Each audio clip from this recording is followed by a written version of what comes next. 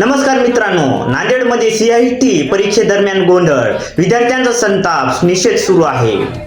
नांदेड येथील Marathwada online centre इरा international school येथे आयोजित करण्यात आलेले CIT परीक्षेदरम्यान मोठी गोंधळ उडवण्याची घटना समोर आली आहे.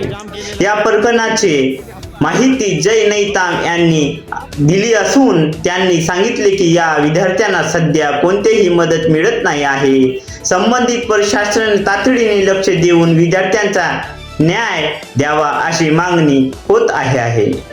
बघू शकता मित्र, या इरा इथं चक्का जाम झालेला आहे कारण CITचा एक्झाम हा कॅन्सल झालेला आहे. मुलांचा भविष्याचा प्रश्न होता, त्यामुळे इथं सर्व मुलांनी गाड्या हायवे जाम केलेला आहे. आज आमचं इथं CITचं पेपर होतं नांदेडला मराठवाडा ऑनलाईन एक्झाम सेंटर इरा इंटरनॅशनल स्कूलला. इथं CITचं एक्झाम दिले होते, पण इथं जेवढे स्टुडंट होते त्यापेक्षा कमी कम्प्युटर असल्यामुळे इथं मुलांनी जाहीर निषेध केलेला आहे. आता आम्ही ज्या मुलांनी लॉग इन केलेलं आहे त्या मुलांनी कसं करायचं, त्याची आमची समस्या आहे ते आता सोडवण्यासाठी कोणी येत नाही आहेत. बघू शकता मित्र, आम्ही आता काय करावा, आमचा वर्ष बर्बाद व्हायला मित्रांनो. हे असले मुलं कसे करावा, काय सूचना चाललं मित्रांनो.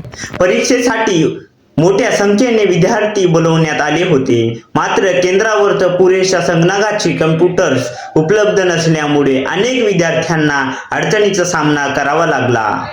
विद्यार्थ्यांच्या म्हणण्यानुसार केंद्रावरच्या संगणकाची संख्या अपुरेशी होती, त्यामुळे काही विद्यार्थ्यांना परीक्षा देता आली नाही. यामुळे आमचं वर्ष वाया जात आहे असा संताप सवाल विद्यार्थ्यांनी उपस्थित केला आहे. जर कम्प्युटर कमी होते तर आम्हाला परीक्षेसाठी का बोलवले, असा थेट प्रश्न विद्यार्थ्यांचा विचारण्यात आला आहे.